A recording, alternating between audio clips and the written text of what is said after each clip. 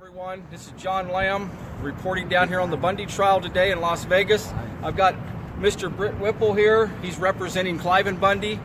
We've got some stuff he wants to discuss with us today and tell us what's going on and about the opening statements today and some whatever. Go ahead here. Thank you, John. I appreciate it. Thanks, guys, for the chance to visit with you. Today we had Ryan Bundy do his opening statement, and I have to tell you, I've practiced for 20-some years. I've done approximately 80 jury trials, and I've never been so impressed in my entire career with somebody who did so much in such a short amount of time. He was amazing. He was able to really, I think, cut to the chase, identify the priorities, and try to get the jurors a real understanding of who he is, where he's coming from, how important his family is to him, and why this all occurred.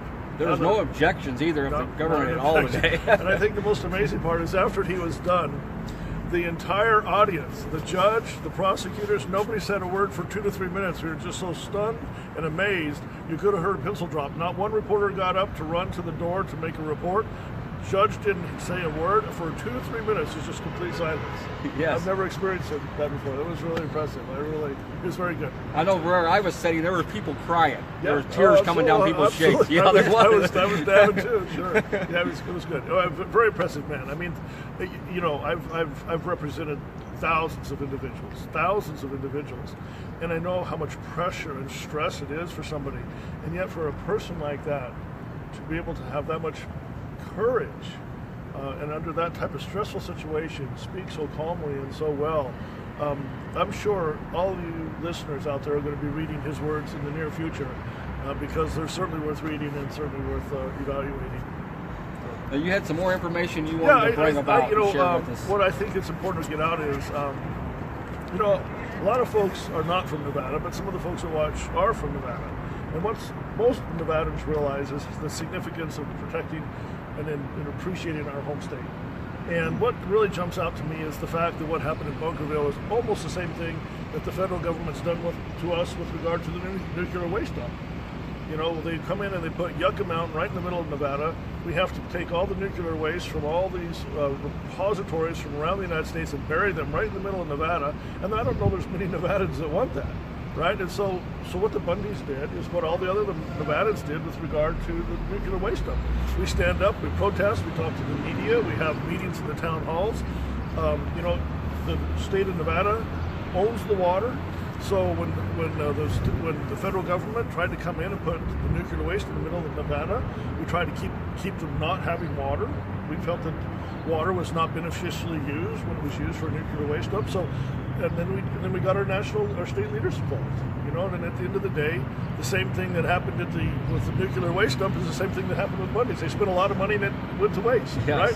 Nothing happened. So I just think it's important to get the word out that what happened in Bunkerville is the same thing that happened with Yucca Mountain. It was a bunch of Nevadans standing up, not afraid to back down, speak their mind, protest in a legal, non-violent manner, and at the end of the day, get some results. Exactly. And that's what happened in Bunkerville, and that's what happened in Yucca Mountain. I think that's what people need to be aware of. Can I ask you one question? How did the jury take it when Ryan was speaking?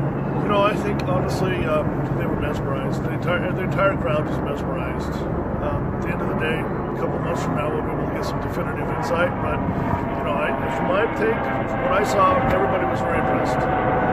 They were attentive. They were watching. So yesterday you fell asleep. Good stuff. Thanks a lot. Thanks a lot. Great yesterday too. So. It was an awesome day today. We had all we've had so far is we've had just Ryan Bundy, and he's the only one so far that has given opening statements. We have Ryan Payne up next. His attorney Ryan Norwood's going to give opening statements just after lunch here. And we expect it just to be just as good as Britt Whipple and Ryan Bundy's opening statements the last day and a half here. What has came out here has been refused to be able to be in the last two trials. Eric Parker and them did not get a fair trial, and still the truth did barely come out. And it's a shame that Greg Burleson got wrongfully convicted, and also Todd Engel. That these things should not have happened if we had a fair trial on those things, those last two cases. Right now, we are exposing information that has never been allowed to be in either one of these last two trials. Just in these opening statements, the cameras, the surveillance equipment, the snipers, and Dave Bundy again being thrown to the ground and arrested, and Margaret Houston being thrown to the ground, and Ammon Bundy being tased. These things were forbidden the jurors to hear in the last two trials. And in this trial, the judge something has changed with her seeing that this truth has been coming out, and it has become a fact, not a speculation, as in the last two trials they said. So it was an awesome day again. Like we said a while ago, there were people literally crying in the courtroom listening to Ryan's opening statements, and you couldn't have said it any better. He mentioned the Constitution multiple times. He said, talked about Nevada becoming a state in 1864 of October the 31st. He said that's his birthday, and he always has been proud to be a Nevadan. And that was something I had overlooked or had not known before, I guess, that Nevada had become a state in 1864, October the 31st, and that's Ryan's birthday, October the 31st. He said that our freedoms are not, let me see here, I'm looking at some notes here. Talking about our freedoms being lost. He said these are being lost right in our backyard, he told the jurors. And that it's time that people stand up across this country and protect these rights and these freedoms that we have, or they're going to become privileges. One of the ending statements that Ryan Bundy said, he said, "The truth will set me free, and I want you to see the whole truth." I thought that was pretty powerful myself, that he said the truth will set him free. And he believes that with his whole heart, and he wants the jurors to see the whole truth, not just part of it, not just a fabricated part that the government has presented the last several years, keeping these guys incarcerated. So we still got another full day yet today. We've got Ryan Norwood, Ryan Payne's attorney, going to be up next, giving his opening statements. And this trial is on the road here, so we're praying that it keeps on continuing, and that the truth does get revealed here, and these guys get released here soon than later. Again, thank you. We got a great sign back here this gentleman made here, and this is what we're here for, is the First Amendment area. The First Amendment, our Constitution of the United States, is on trial here, and that's what these guys were doing, is standing up for their rights, and they were not violent. Thank you, everybody. God bless. And we'll be back this evening to give you the final update of the day. Was it up top? Right on the bottom. Good job there. Good job. Thanks. Hi, this is Brian Hyde, and I'm happy to bring you your latest update from the Bundy trial going on in Las Vegas. So Ryan Bundy today, this was his chance to do his opening statements, and anybody who has seen Ryan Bundy operate in the courtroom has got to come away a little bit impressed. People who have seen his picture in the news and who draw a conclusion based on his appearance, or think, well, he has a cowboy hat, there's no way this guy could be that smart. When he is in the courtroom, he commands a certain amount of respect.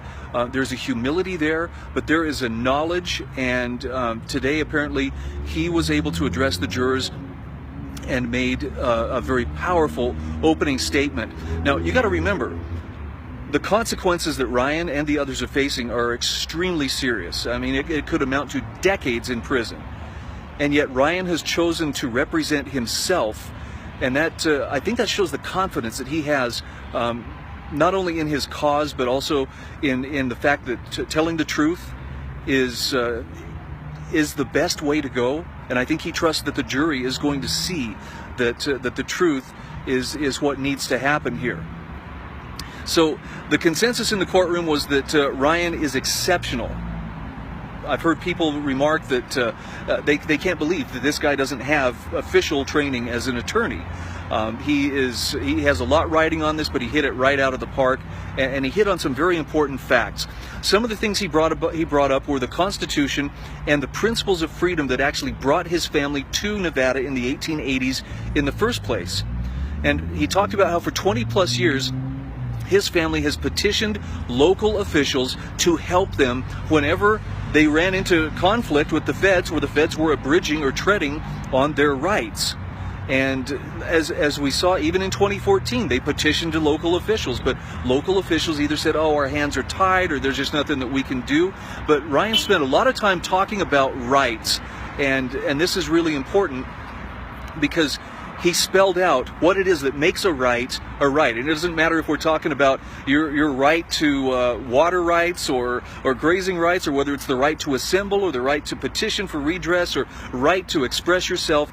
A right isn't a right unless you claim it, you use it, and you defend it. You have to do that, or you lose those rights, no matter what that right is. So one of the things that Ryan was trying to get across to the jury was the fact that this is not about cows. It's not about grazing fees, which they've offered to pay. Cliven's attorney actually showed a copy of the check Cliven offered to pay to his local authorities, who said we can't take it.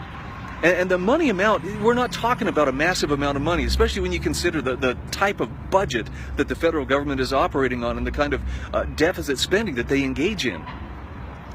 See, Ryan brought up the fact that there were 53 ranchers in Clark County at one point. At this point, there is one, and that's Cliven. What happened to these other ranchers? Why did they all go out of business? And the answer to that is found in how they were regulated, how they were treated, and how, in many cases, they were strong-armed by the Bureau of Land Management. And their business, the Bureau's business, has become putting ranchers out of business at the behest of various environmental groups. What this case is going to establish, Ryan said, is it's going to establish whether or not we are subjects, servants, or slaves to the government. That's what this case is about. It's about whether there is a proper upper limit to government power and proper functions for that federal government, or whether there aren't. So those are some of the things that are at stake. Oh, by the way, Ryan finished his opening comments by inviting the jurors to listen to the Spirit of the Lord. He invited them to listen to the Spirit of freedom, and he invited them to listen to the still small voice. Ryan Payne's attorney will likely make his opening statements a little bit later on this afternoon. We'll have a report coming up for you at 5:30.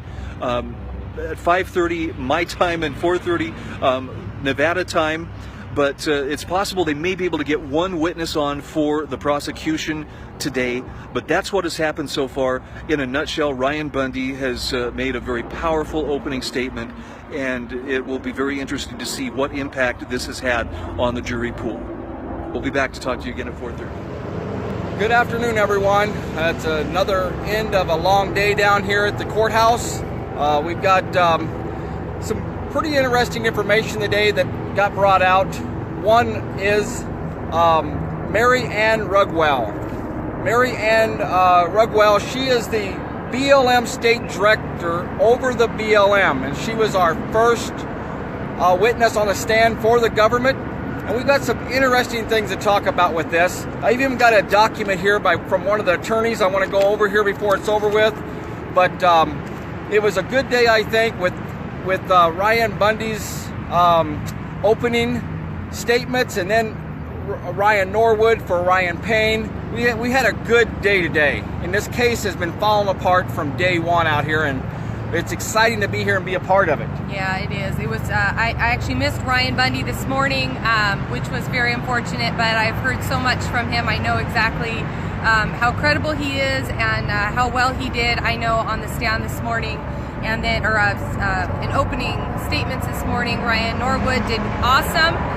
There's a few points I wished he had hit on a little bit harder, but he really laid out a great picture discussing, what these guys actually did, and he asked the jurors to make sure that just because they might disagree with the way somebody does something, that doesn't necessarily mean they're guilty of committing a crime, and he asked them to take that into consideration when they're looking over the evidence, and he really did a great job.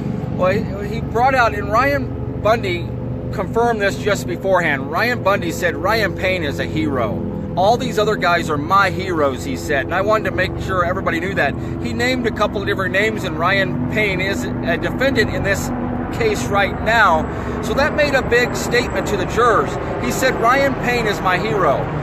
And Ryan Norwood, his attorney, brought this up too. He said Ryan Payne, he might have sound provocateur in some of his speech, but it was just speech. He came there because he wanted to protect these Bundys. He wanted to protect everybody there from malicious acts of the federal government, how they were throwing down Margaret Bundy, how they were arresting Dave Bundy and tasing Ammon Bundy. That's the reason why Ryan Payne showed up, and Jason Woods, Micah McGuire, Joe O'Shaughnessy, we can go on, Pete Santilli, we can just go on and on with all these names. 19 defendants totally in this case, and what the government has portrayed up until now isn't the truth.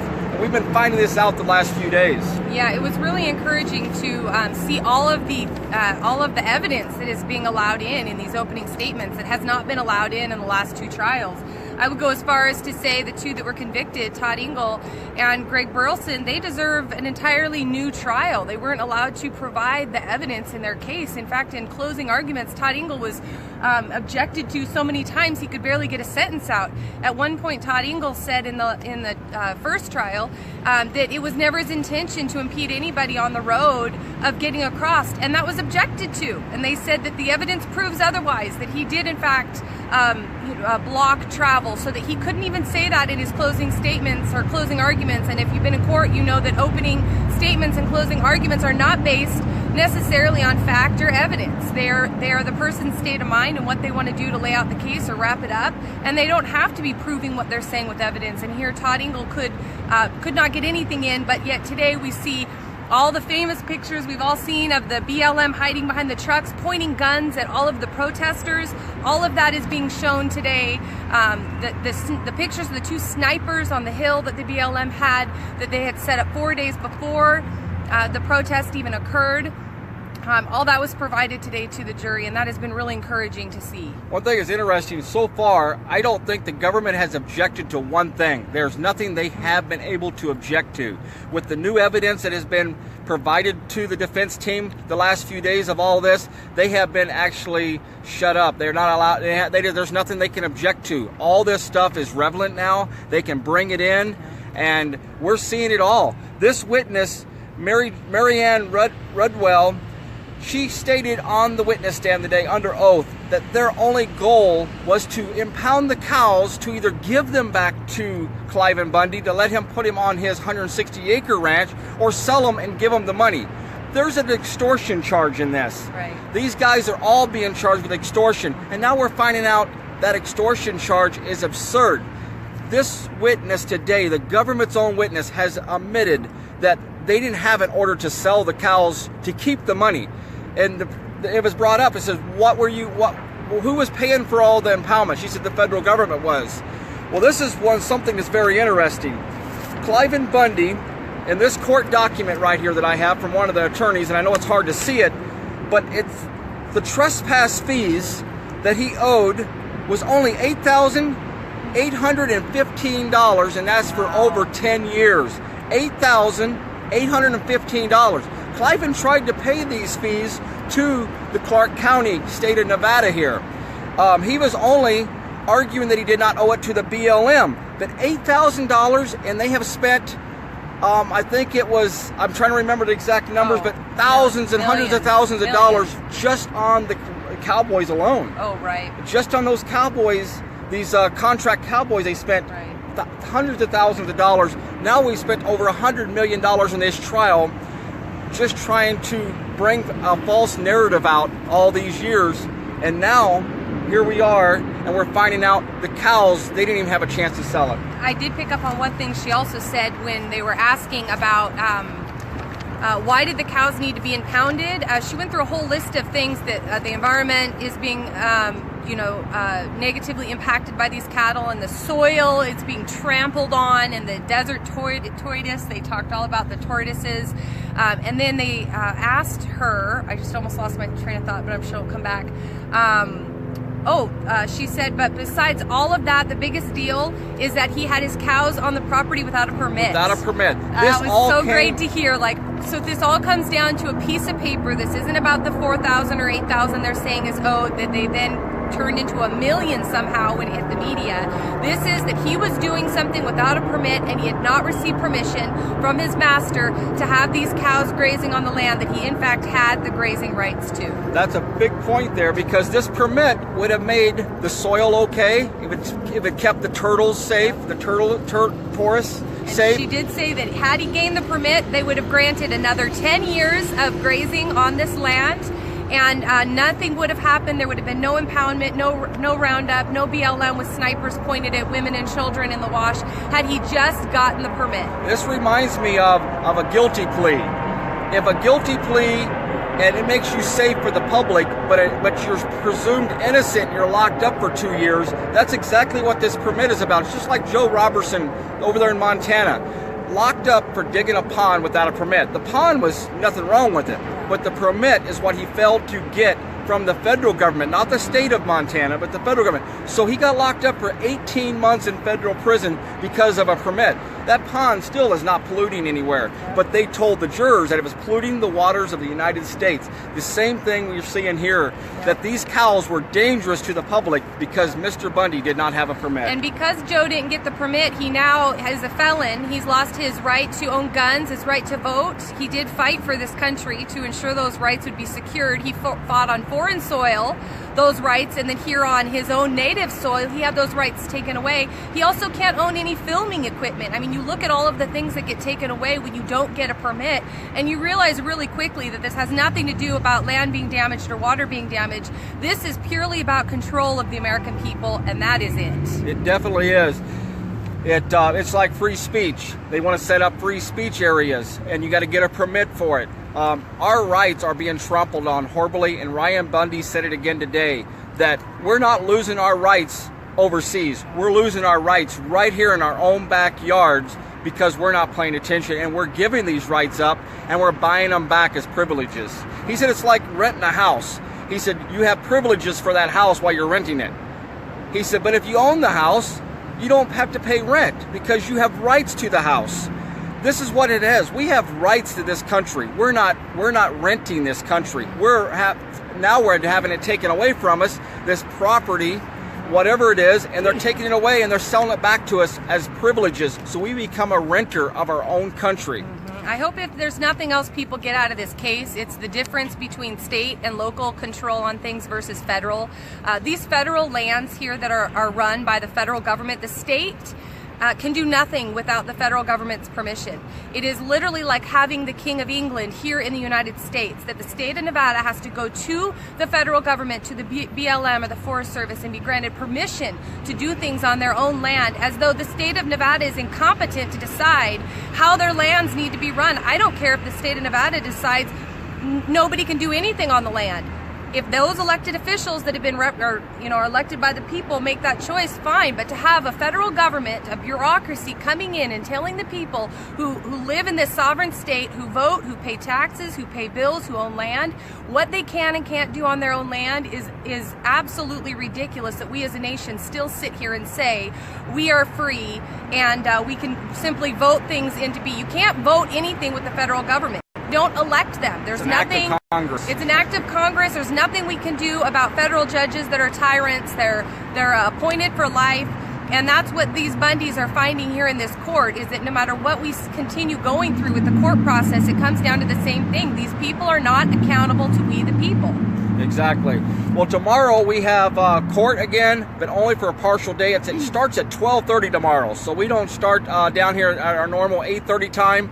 We will have people out here behind us setting up signs in a protest area there. Our First Amendment area will be setting up tomorrow at 9 o'clock, but court won't start until 12:30 tomorrow, and we'll finish up with this witness here, Mary Ann Rudwell.